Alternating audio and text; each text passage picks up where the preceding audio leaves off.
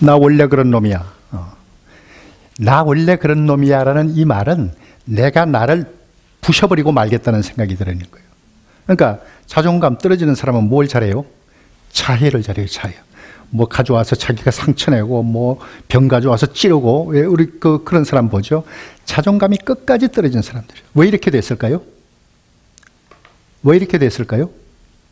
한 번도 주변으로부터 너 괜찮은 사람이야 이런 인정을 못 받아왔기 때문에 그런 거예요. 그러니까 그런 환경들이 여러 개가 있겠죠. 그래서 공격적인 욕설의 언어를 막 내뱉으면서 이 욕설은 나는 너무나 당연해 하는 생각이 있기 때문에 그 욕설의 언어 습관도 안 변하는 거죠. 그러니까 우리 자녀들이 무슨 제로 포인트까지 떨어진 건 아니지만은 상대적으로 이렇게 떨어진 아이들의 경우는 뭐 꼭 이렇게 극단적인 것은 아니지만은 뭐 야단치던가 말던가 뭐 몰라 뭐 나중에 뭐 화를 내던가 말던가 이렇게 이제 자기가 아무렇게나 되어도 좋다라는 그런 상태로 가는 거죠. 그래서 공격적 욕설로 언어로 공격적인 욕설과 거친 말로 남과 싸우고 나는 뭐 여기서 더 나빠져도 더 나빠질 게 없다는 생각을 가지는 거예요. 이런 사람은 남에 대해서도 인정해 주려는 마음이 없어요. 그러니까 노상 싸우고 다니죠. 욕하고 싸우고 다니고 문제를 일으키고 이게 악순환이에요. 문제를 일으키고 불려가서 야단맞고 또 처벌받고 그러면은 점점 더 나쁜 쪽으로 악순환이 되어가는 거죠. 그래서 제가 그 아이들 욕설하는 거 지도할 때 욕하는 아이는 나쁜 아이다 이렇게 일단 규범적으로 정하고 가면은 이 욕설 지도가 잘 될 수가 없어요. 물론 뭐 그런 지도도 않는 것보다는 낫지만은 욕하는 아이는 나쁜 아이다라고 말하면 일단 이 아이를 나쁘다고 전제하고 보잖아요. 아이도 알아요. 선생님이 나를 나쁘게 생각하네. 그렇게 알면은 지도 효과가 없어요. 뭐 지도 않는 것보다는 100번 낫습니다. 그러니까 욕하는 너를 내가 이해해. 에서부터 출발해야 돼요. 그래서 제가 앞에 욕하는 아이는 나쁜 아이다라는 것을 기본 전제로 가지고 지도하는 것은 규범주의. 그 욕설은 나쁘다. 나쁜 욕설을 하는 아이는 따라서 나쁘다. 이 나쁜 아이를 내가 바르게 선도해야 되겠다. 지도의 입장으로 우리가 그렇게 하긴 하지만은 지도 효과가 떨어져요. 근데 욕설은 나쁘지만은 욕설을 하는 너를 내가 이해해. 네가 자라오는 동안에 인정 한 번 못 받아봤지? 또 선생님이나 부모님한테서도 한 번도 눈에 띄게 칭찬 받아보지 못했지? 뭐 이런 마인드로 접근하게 되면은 이 아이를 끌어올릴 가능성이 있는 거죠.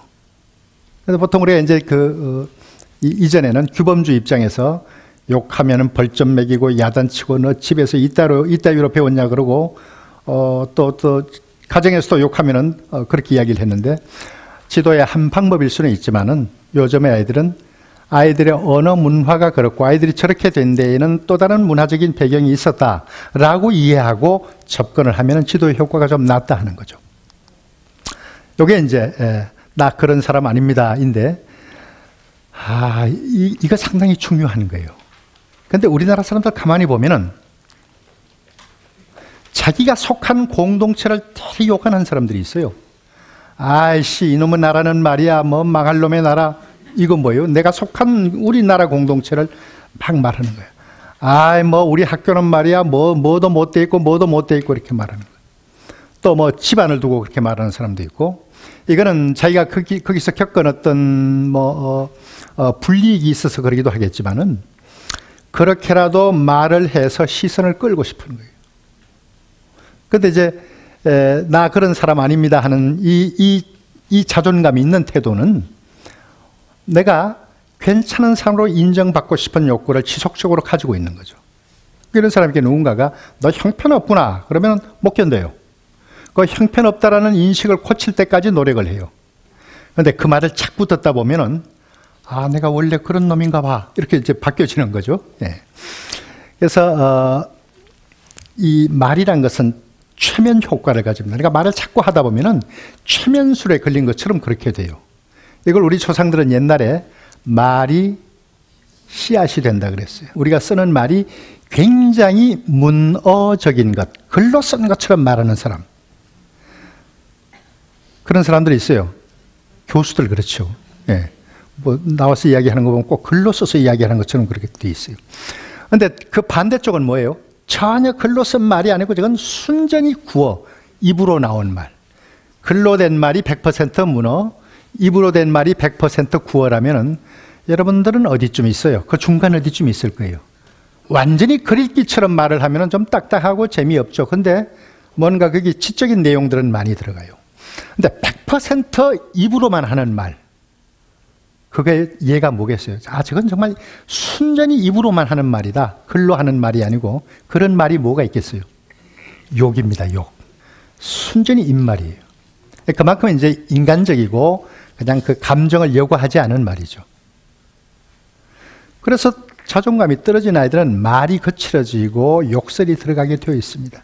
그런데 존중받지 못해서 자존감이 떨어지기도 하지만은 부모님의 자존감이 낮으면 그건 그대로 배워요. 왜냐하면 부모님이 보이는 행동이나 말이 다 자존감 낮은 사람의 말이니까.